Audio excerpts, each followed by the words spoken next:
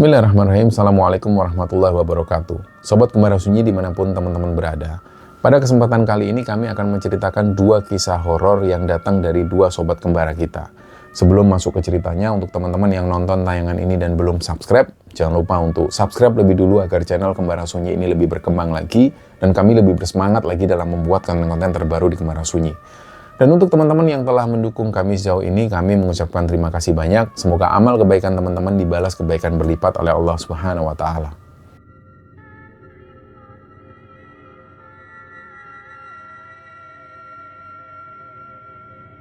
Cerita di episode kali ini teman-teman ada dua cerita yang akan kami bagikan. Cerita pertama ini ceritanya dibagikan oleh sobat kembara yang biasa dipanggil teman-temannya dengan panggilan Bagol. Nah, peristiwa ini terjadi sekitar tahun 2010 yang lalu. Waktu itu ceritanya Bagol ini kerja sebagai mekanik alat berat. Dan hari itu ceritanya Bagol sama rekan kerjanya yang namanya Rendra ini, mereka dapat tugas mendesak dari kantor. Jadi mereka berdua ini harus menuju ke daerah Cimangkok, Sukabumi. Nah, mungkin ada teman-teman yang dari daerah sana juga, silahkan komen di bawah. Jadi di sana tugas mereka ini mau mengganti komponen yang namanya suplai pump di ekskavator. Jadi ekskavator ini rusak pas lagi dipakai di area tambang batu. Nah, kombinasi Bagol dan Rendra ini sebenarnya unik. Karakter mereka berdua ini sebenarnya bertolak belakang. Kalau di kantor itu Rendra ini dikenal sebagai orang yang pendiam, orangnya itu irit ngomong dan serius kalau kerja. Beda sama Bagol. Bagol ini tipe orang yang nggak betah kalau suasana sepi. Jadi dia hobi banget bercandain teman-temannya, hobi banget ngobrol.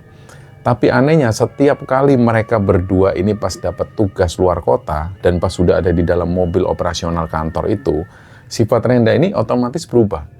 Ya mungkin Rendra ini karena bosan di jalan, jadi di situ Rendra bisa ikut-ikutan ngelawak, bisa ngikuti kebiasaannya si Bagol ini. Dia selalu nyautin setiap banyolan yang dilempar oleh Bagol. Nah, hari itu ceritanya pas penugasan perjalanan dari Jakarta menuju ke Sukabumi itu awalnya biasa-biasa saja, nggak ada kejadian yang aneh apapun. Mereka cuma mengalami kemacetan lalu lintas yang lumayan bikin capek juga. Tapi bagi Bagol dan Rendra macet itu hal biasa. Karena mereka kan sering banget luar kota, perjalanan jauh dari Jakarta menuju ke kota lain mereka sering. Jadi bagi mereka macet itu biasa. Nah, untuk ngusir bosen selama berjam-jam nyetir, selama berjam-jam di dalam mobil itu, mereka ini ngobrolnya macam-macam ya, dari mulai bahas mesin alat berat, ngomongin tentang masa depan, tentang keluarga, sampai mereka ini sering saling lempar tentang lelucon-lelucon konyol yang membuat mereka itu ya ketawa-ketawa sendiri. Nah, saking asiknya mereka ngobrol dan bercanda-canda itu, Bagol dan Rendra ini sampai nggak sadar kalau ternyata sudah gelap. Jadi mereka ini yang awalnya jalan di jalanan aspal itu ternyata jalannya ini sudah berubah jadi jalanan yang berbatu. Dan jalannya pun juga sepi. Guncangan di dalam mobil itu semakin keras dan ini menandakan kalau mereka sudah mulai masuk ke wilayah Cimangkok. Singkatnya mereka berdua itu sampai di lokasi tambang itu pas kira-kira sehabis isya. Nah, setelah Bagol mengamankan posisi mobil, mereka ngelihat ada warung kecil di dekat situ. Warung ini kondisinya remang-remang. Jadi ya cuma diterangi lampu tempel biasa. Di warung itu kelihatan ada beberapa warga yang lagi ngopi sambil ngobrol santai, tapi di luar warung itu sepi. Nah, sementara itu unit ekskavator yang harus mereka perbaiki ini posisinya itu katanya ada di area bawah tambang. Jaraknya kira-kira dari warung itu sekitar 200 meteran turun. Dan jalannya itu memang turun berupa jalan setapak tanah yang dipenuhi dengan batu-batu tajam. Waktu itu Rendra jalan duluan ke warung, nyari bapak-bapak pemilik alat beratnya. Nah, pas Rendra jalan duluan ke warung itu, Bagol ngeliat di sisi lain ada bapak-bapak yang duduk sendirian di atas batu besar. Batu itu ya tingginya kira-kira 1 meteran lah. Jadi si orang ini duduk di situ dan jaraknya dari tempat Bagol berdiri itu cuma sekitar 25 meteran. Waktu itu dalam hati Bagol itu mikir, nah ini pasti bapak-bapak security yang jaga ekskavatornya. Akhirnya di situ Bagol ngasih kode ke Rendra. Rendra kan sudah di warung, dia ngasih kode ke Rendra, ngasih tahu bahwa Bagol ini mau turun duluan ke arah alat berat di bawah. Sekalian dia mau nanya ke bapak-bapak yang duduk di batu itu. Akhirnya Bagol langsung nyamperin si bapak-bapak yang lagi duduk di batu itu. Dan pas dideketin, Bagol ngeliat bapak-bapak ini pakai peci hitam, terus bajunya itu pakai setelan baju kampret. Baju kampret kayak seragam silat tradisional yang longgar dan warnanya hitam itu. Dan karena di area itu ini sama sekali nggak ada penerangan, jadi waktu itu yang dilihat oleh Bagol, wajah si bapak-bapak ini kelihatan samar, nggak bisa dilihat jelas. Tapi waktu itu nyali Bagol ini sama sekali nggak menciut, ya dia ngerasa biasa aja. Karena dia mikirnya bapak-bapak ini adalah security yang jaga ekskavator atau jaga tambang. Terus disapalah si bapak-bapak ini. Malam Pak. Si bapak ini nggak jawab. Jadi dia tuh kayak ngangguk tapi tanpa noleh ke arah Bagol. Terus si bapak itu tetap ngelihat ke arah bawah tambang. Nah ini yang aneh menurut Bagol karena dia ngelihat ke bawah. Padahal di bawah itu gelap total, nggak kelihatan apa-apa. Bagol tanya ke bapak-bapak ini, Pak, bapak yang jaga alat di bawah ya Pak? Terus si bapak ini cuma ngangguk lagi. Nah karena penasaran, Bagol nanya lagi ke orang itu alatnya rusak kenapa ya Pak? Barulah si bapak-bapak ini ngomong, dan ngomongnya itu dengan bahasa Sunda yang kental, intinya itu dia bilang nggak tahu, dia bilang gitu. Terus Bagol ini mulai batin, ini orang ini kayaknya tipe orang yang kaku. Dan kayak susah diajak ngobrol, jadi nggak enak banget lah. Terus pas Bagol ini mau ngambil rokok, sebenarnya dia mau nawarin rokok ke bapak-bapak ini, tiba-tiba Bagol dipanggil sama Rendra, dan ada satu orang bapak-bapak lagi yang tadi ada di warung. Jadi Rendra ini jalan sama si bapak-bapak itu. Bang, sini bang, cepet bang. Alatnya di sebelah sini. Nah, bapak-bapak yang sama Rendra itu ternyata adalah pemilik ekskavatornya. Bagol langsung pamitan ke bapak-bapak yang pakai baju hitam tadi. Pak, saya ke bawah dulu ya, saya mau benahin ekskavatornya. Tapi si bapak-bapak yang duduk di atas batu itu diem. Dia tetap nggak bergerak dan nggak menjawab. Akhirnya ya Bagol nyamperin Rendra dan juga bapak-bapak yang pemilik alat ekskavator itu. Nah begitu Bagol ini gabung jalan bareng Rendra dan juga si bapak pemilik ekskavator ini, suasana di situ itu langsung berubah. Jadi sepanjang mereka jalan, menuruni jalan setapak, menuju ke ekskavator itu, nggak ada satupun dari mereka ini yang ngomong. Dan nggak tahu kenapa, Bagol sendiri yang biasanya colometan, dia kayak nggak mau ngomong apapun, dan kayaknya malas. Jadi suasananya itu benar-benar senyap, nggak ada obrolan sama sekali. Nah, sesampainya di dekat ekskavator itu, Bagol dan Rendra ini langsung mengeluarkan kunci-kunci mereka, dan langsung bergerak cepat bongkar mesin.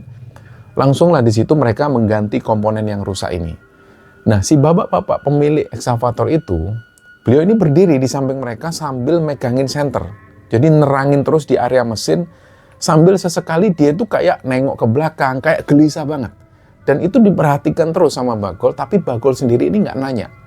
Jadi dari awal Bagol mengeluarkan komponen-komponen itu, dan garap si alat berat ini, dan sampai alatnya itu terpasang, di situ nggak ada yang ngobrol sama sekali, semua diem. Singkatnya begitu spare part ini sudah beres dipasang, si Bagol ini langsung naik ke kabin ekskavator, langsung dinyalain lah mesinnya. Di starter sama Bagol dan beruntungnya mesin ekskavator itu langsung nyala normal, nggak ada kendala satupun. Detik itu juga bapak-bapak yang dari tadi diem megangin senter ini langsung ngomong ke Bagol, ayo bang, jangan lama-lama di sini yuk, mesinnya sudah bisa nyala kok. Ayo sekarang cepat-cepat kita ke atas yuk, ayo. Tapi dari nada bicaranya itu kayak ada sesuatu. Jadi si bapak-bapak ini itu kayak nyuruh cepet-cepetan Bagol dan Rendra ini segera naik ke atas. Tapi kayak dia ini buru-buru, kayak ada sesuatu. Nah akhirnya Bagol dan Rendra ini ikutan buru-buru juga. Mereka beresin semua peralatan ke kotak, terus mereka langsung jalan. Nah waktu itu jalannya ini agak setengah lari. Pas waktu mereka balik ke warung. Nah, ketika mereka ngelewatin batu besar, di mana tadi itu Bagol sempat ngeliat ada bapak-bapak yang pakai baju hitam duduk di situ Bagol sudah nggak ngeliat lagi si orang ini. Nggak tahu orang ini kemana, dan setibanya mereka bertiga di warung, si bapak pemilik ekskavator ini langsung pesen teh manis sama kopi hitam ke ibu-ibu pemilik warung tersebut. Nah, beliau ini ngomongnya pakai bahasa Sunda, terus nggak lama, begitu teh dan juga kopi ini datang, si bapak itu ngomong ke Bagol gini, bang, ayo cepet diminum, baca bismillah dulu, tolong dihabiskan tehnya, cepet ya. Waktu itu Bagol bingung, ini disuruh minum tapi langsung disuruh ngabisin, apalagi tehnya juga masih agak panas. Akhirnya Bagol ini tanya, Pak, kenapa sih Pak kok dari tadi buru-buru terus? Apa nggak bisa kita santai lagian ini tehnya masih panas? Terus si bapak ini kayak bingung. Ya nggak apa-apa kalau bisa cepet dihabiskan, baca bismillah 3 kali, terus habis itu setelah tehnya ini habis baca istighfar 3 kali ya.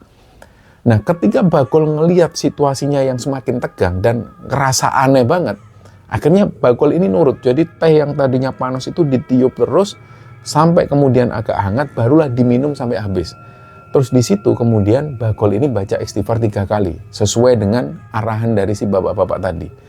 Nah setelah Bagol selesai minum tehnya itu, si bapak ini baru memperkenalkan diri bahwa beliau itu adalah pemilik ekskavator tersebut. Terus si bapak-bapak ini nanya lagi ke Bagol.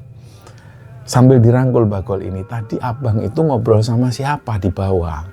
Ya Bagol jawab dengan jujur, ya saya tadi cuma tanya-tanya aja Pak sama yang jaga ekskavator itu loh. Nah si bapak ini jawab, Bang, mana ada orang di bawah itu?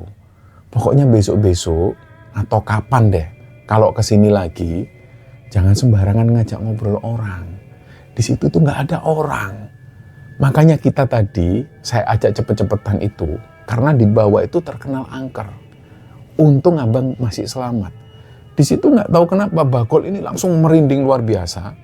Terus barulah Bagol ini sadar siapa yang dia ajak ngobrol tadi. Jadi artinya Bagol ini ngomong sama Demit. Bagol langsung mengurungkan niatnya untuk tanya lebih jauh. Awalnya dia pengen tanya-tanya lebih jauh. Tapi karena si bapak ini sudah ngasih tahu bahwa di bawah tadi nggak ada orang, Bagol akhirnya langsung merinding dan dia nggak jadi nanya lagi. Akhirnya di warung itu mereka cuma menghabiskan kopi sambil ngerokok dan sambil diem-dieman. Nggak ada obrolan apapun. Sesekali Bagol itu sempat ngelirik ke arah jalan dan ngelihat ke arah batu tadi. Dan memang nggak ada siapapun di situ. Sampai waktu terus berjalan sekitar hampir jam 9 malam itu, Rendra ini mulai ngasih kode ke Bagol untuk pamit pulang. Dan pas mereka berdua mau salaman pamitan itu, si bapak-bapak pemilik alat ini kayak menggenggam tangan Bagol dan Rendra itu kenceng banget. Terus beliau itu ngasih nasihat supaya Bagol dan Rendra ini terus-terusan baca istighfar sepanjang perjalanan pulang. Jangan sampai putus katanya.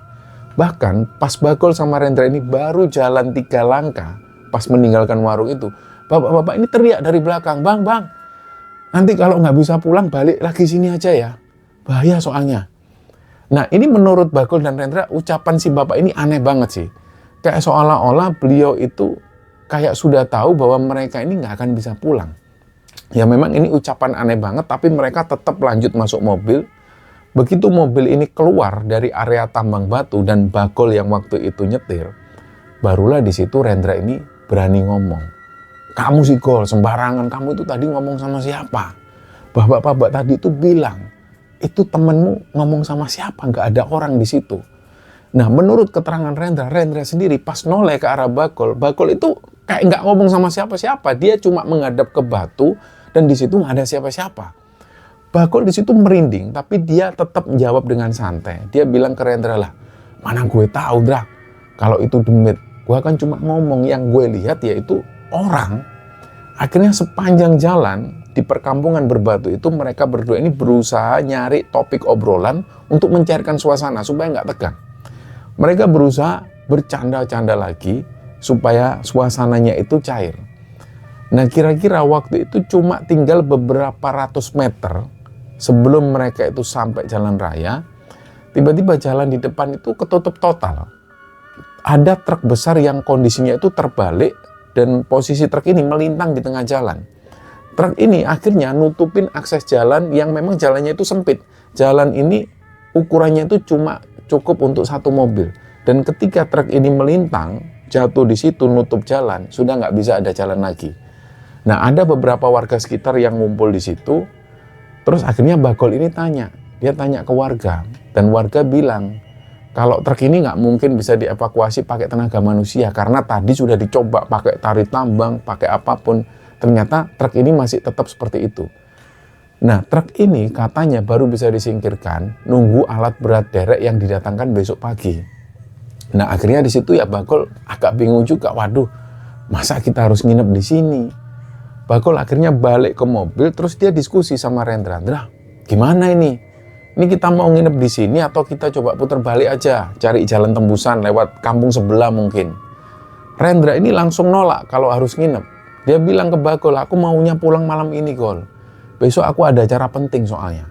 Akhirnya Bagol memutuskan, ya sudah kalau gitu kita putar balik aja. Kita lewat jalur kampung sebelah. Akhirnya mobil pun putar balik. Awalnya perjalanan melewati area persawahan itu masih lancar. Tapi begitu masuk kawasan yang agak gelap, jadi mulai masuk kawasan hutan, di depan jalan ini ada pohon besar yang tumbang, nutupi seluruh jalan. Nah, mobil ini benar-benar nggak bisa lewat. Mereka itu sampai mikir, ini ada apa lagi ini? Tadi ada truk yang jatuh melintang. Terus sekarang ketika mereka putar balik, ada pohon yang kayak baru tumbang pohon ini. Nah, Rendra bilang, kita mundur aja, Gol. Tadi di belakang aku sempat ngeliat ada jalan belokan ke arah kiri. Kayaknya itu juga bisa tembus ke jalan besar. Nah, karena ukuran jalan di hutan itu terlalu sempit untuk putar balik, terpaksa Bagol ini mengemudikan mobilnya tuh mundur. Dan dia ini mundur pelan-pelan, jarak mundurnya ternyata lumayan jauh. Nah, Rendra di situ nyeletuk lagi ke Bagol. Kamu sih, Gol, setan kok diajak ngobrol, jadi apes kan kita, jalan ketutup terus dari tadi. Nah, di sini Bagol itu malah balas pertanyaan Rendra ini dengan candaan. Lah bisa jadi gini, ini setan itu kayaknya masih kangen sama gue, makanya kita ditahan, nggak boleh pulang. Akhirnya mereka berdua itu malah ketawa-ketawa di dalam mobil. Nah, singkatnya setelah berhasil mundur mobil ini, mereka nemu pertigaan. Pertigaan yang dimaksud Rendra tadi itu memang ada belokan ke arah kiri. Akhirnya setelah melaju beberapa kilo melewati jalan yang gelap itu, ujung jalan tersebut ternyata di portal sama warga. Nah, di depan portal itu ada papan kayu petunjuk yang tulisannya menyatakan bahwa jembatan di depan itu kondisinya rapuh dan sangat berbahaya untuk dilewati, terutama dilewati kendaraan roda 4. Jadi intinya di situ mobil ini dilarang masuk dan ditutup portal. Di momen itulah pikiran Bagol dan Rendra ini benar-benar kacau. Mereka ngitung-ngitung jarak. Ini kalau mereka harus mundur lagi, balik ke warung tambang batu tempat awal mereka ngerjakan ekskavator tadi, jaraknya itu sudah berkilo-kilometer jauhnya. Dan kemungkinan besar kalaupun mereka harus balik ke sana, mereka pasti sampai di warung itu pagi hari. Nah, di tengah kebingungan itu, tiba-tiba muncul bapak-bapak. Bapak-bapak ini jalan kaki langsung menghampiri mobil mereka.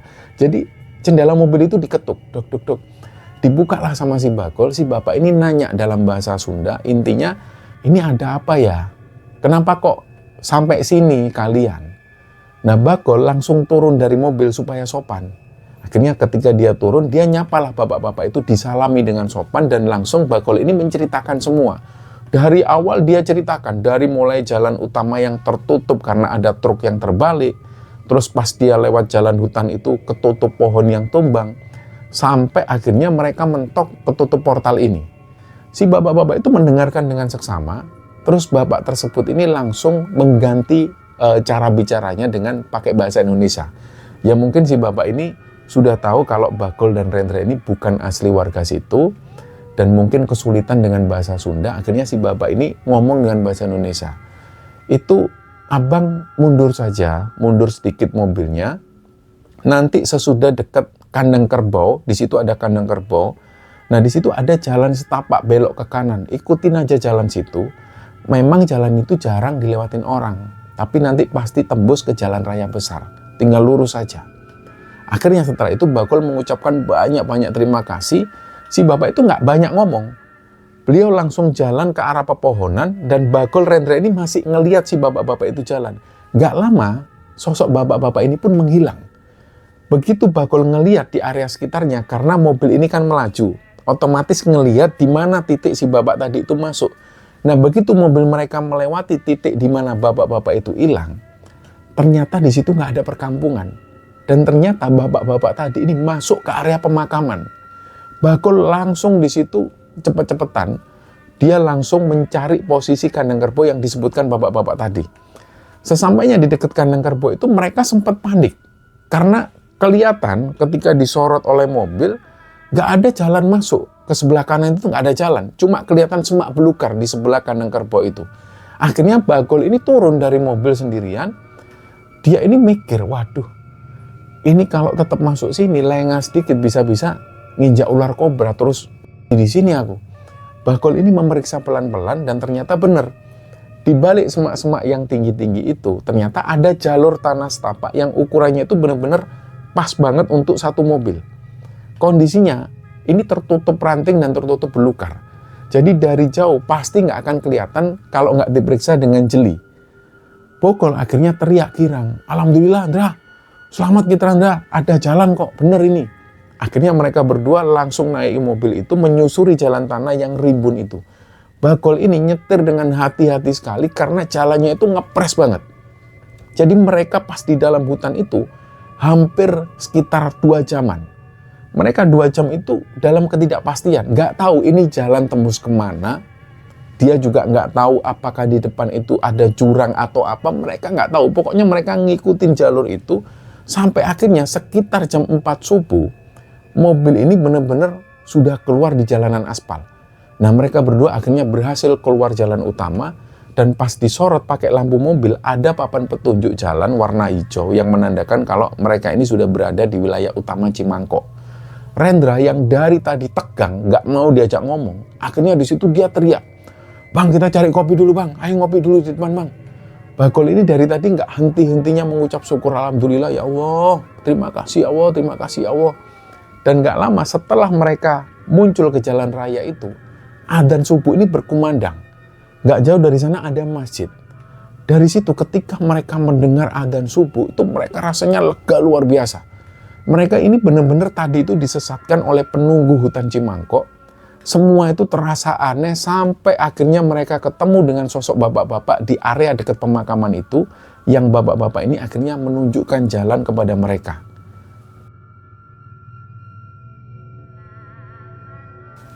Nah, cerita kedua di episode kali ini ceritanya dibagikan oleh sobat kembara yang bernama Ani. Ani ini asalnya dari Cilacap dan peristiwa yang dialami Ani ini terjadi di tahun 2017.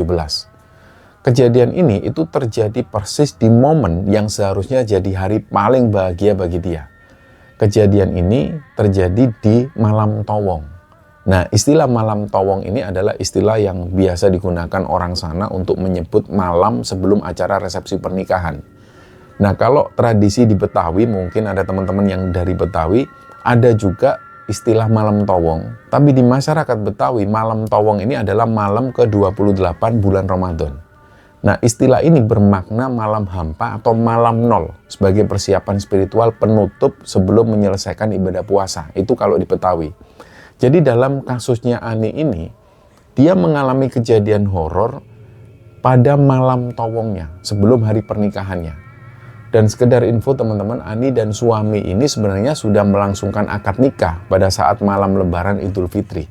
Nah, untuk acara resepsinya, keluarga ini sepakat untuk menggelar beberapa waktu setelah Lebaran. Dan peristiwa mistis ini terjadi persis di malam sebelum acara resepsi besar-besaran itu dimulai. Nah, awal kejadiannya ini bermula di siang hari. Waktu itu Ani ini lagi ada di kamar. Dia itu lagi dirias dan dipasangi henna di tangannya oleh periasnya. Nah, waktu di henna itu tiba-tiba Ani ini merasakan perutnya sakit luar biasa. Awalnya dia cuma mikirnya itu biasa. Dia cuma ngira mungkin ini sakit perut karena mau datang bulan. Karena memang biasanya seperti itu. Tapi lama-lama sakitnya ini jadi aneh. Sakitnya itu kayak sakit banget. Jadi dia berusaha nahan rasa sakit itu dan gak terlalu dia pedulikan. Tapi anehnya semakin sore, sakit di perut Ani ini malah makin parah. Ketika dia sudah selesai dirias itu, dia sendirian di dalam kamar, sakitnya itu benar-benar ada di puncaknya. Dan ketika maghrib, adzan maghrib berkumandang itu, di momen itulah Ani ini sudah nggak kuat lagi. Padahal di luar kamar, suasana rumah itu lagi rame-ramenya. Ibu-ibu di belakang itu sibuk masak untuk persiapan hidangan besok. Sementara di ruang depan, itu lagi ada acara tahlilan mendoakan kelancaran resepsi. Jadi posisi Ani di kamar itu benar-benar terisolasi dari keramaian orang-orang yang lagi sibuk semua di luar. Dan waktu itu saking gak kuatnya nahan sakit, Ani ini langsung teriak-teriak manggil suaminya. Suaminya langsung masuk kamar. Dan pas suaminya masuk, pandangan mata Ani ini tiba-tiba berubah. Jadi di mata Ani, dia ngelihat dengan jelas ada sosok perempuan. Perempuan ini rambutnya panjang. Sosok perempuan ini posisinya itu duduk di dahan pohon jambu. Dan itu kelihatan jelas. Pohon jambu ini kebetulan letaknya itu ada di pinggir kali di dekat rumahnya Ani. Tapi karena waktu itu Ani ini lagi nahan sakit, jadi pas dia lihat ada sosok perempuan itu, dia nggak terlalu fokus ke sosok perempuan ini. Dia lebih fokus pada rasa sakit yang dia alami itu. Dan ketika ngelihat kondisi istrinya yang teriak-teriak kesakitan seperti itu, suaminya Ani ini langsung lari manggil bapaknya Ani. Dan kebetulan bapaknya Ani ini adalah orang yang ngerti dan orang yang paham soal hal gaib dan sejenisnya. Keluarga Ani ini memang punya garis keturunan dari orang-orang yang bisa atau yang ngerti. Dari mulai bapaknya sampai almarhum nenek dan almarhum kakeknya yang biasa dipanggil Mbak Uti dan Bakung itu. Dulu kakek dan neneknya ini dikenal sebagai orang yang ngerti di daerah sana. Nah begitu bapaknya Ani ini masuk kamar, Ani yang waktu itu masih kayak setengah sadar, dia langsung ngomong. Tapi yang ngomong ini bukan Ani lagi, tapi sosok perempuan yang rambutnya panjang yang dilihat Ani tadi. Jadi Ani ini kondisinya sadar, tapi dia nggak bisa mengendalikan diri. Kayak seolah-olah mulutnya itu ngomong sendiri. Sebenarnya dia nggak mau ngomong seperti itu, tapi dia nggak bisa nahan. Jadi melalui mulut Ani ini, dia tiba-tiba minta disiapkan telur ayam kampung. Dia minta bunga soka merah dan minta bunga kenanga. Nah syarat itu minta diletakkan di bawah pohon jambu yang ada di pinggir kali, tempat dia duduk tadi. Di sini bapaknya Ani langsung nyari dan langsung menyiapkan semua permintaan itu. Nah setelah itu langsung ditaruhlah syarat-syarat itu di bawah pohon jambu. Tapi setelah permintaannya ini dituruti, sosok perempuan itu tetap gak mau pergi. Dia masih merasuki tubuh Ani dan Ani ini gak bisa mengendalikan dirinya lagi. Dari situlah kejadiannya ini semakin panjang. Mulai dari maghrib sampai hampir jam 1 dini hari itu Ani ini terus-terusan kesurupan. Dan di momen itu Ani ngerasa kalau dia ini bisa berkomunikasi langsung sama sosok perempuan itu. Dan yang dirasakan Ani waktu itu bener-bener aneh. Dia tuh ngerasa kayak ada di dua alam sekaligus. Di alam sadar, mata dan telinganya Ani ini masih tahu bahwa di sekelilingnya ini ada orang tuanya, di situ ada suaminya, ada bapaknya, dan saudara-saudaranya juga ada di situ yang lagi mengerubungi dia sambil terus membacakan ayat Quran. Ani sadar itu. Tapi di alam yang lain, sukmanya Ani itu kayak dibawa sama sosok perempuan ini mundur jauh ke masa lalu.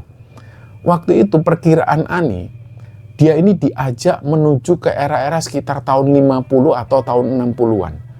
Nah di situasi itu sosok perempuan ini yang berambut panjang itu kayak nunjukkan ke Ani sebuah kejadian tragis. Jadi si perempuan ini menunjukkan momen di mana dia itu mengalami kecelakaan pas dia mau melangsungkan pernikahannya. Nah dalam penglihatan Ani itu sosok perempuan ini itu jatuh dari delman yang dia tumpangi. Nah posisi delman ini jatuh itu pas benar-benar ketika melewati jembatan. Jembatan itu bentuknya masih jembatan gantung yang jadul. Jalanannya juga masih berubah tanah yang merah. Dan posisinya waktu itu lagi hujan deras banget. Terus di alam yang itu, sosok perempuan ini ngomong ke Ani. Dia bilang kalau Ani itu baunya wangi. Dan karena wangi yang ada dalam diri Ani itu, sosok perempuan itu izin minta dijejer sama Ani. Alias dia itu minta supaya diperbolehkan ikut duduk di panggung pelaminan besok. Kayak duduk di sebelahnya Ani. Alasannya dia bilang bahwa suaminya Ani itu wajahnya mirip sama calon suaminya di tahun-tahun itu. Dan Ani ini sempat dikasih lihat wajah dari calon suami si sosok tersebut. Dan menurut Ani memang beneran mirip banget. Kayak versi jadul suaminya. Tapi pada saat perempuan itu minta izin duduk di pelaminan, di alam sadarnya Ani ini dia mendengar suara bapaknya yang ngomong. Jadi bapaknya Ani ini ngomong tegas. Udah nih jangan dituruti itu. Pokoknya perempuan itu harus pergi dari pelaminan. Nah mungkin sosok perempuan yang rambut panjang itu dengar penolakan keras dari bapaknya Ani. Akhirnya si sosok perempuan itu merespon. Dia bilang, oke, baik saya mau pergi. Tapi tolong selamatkan keluarga saya.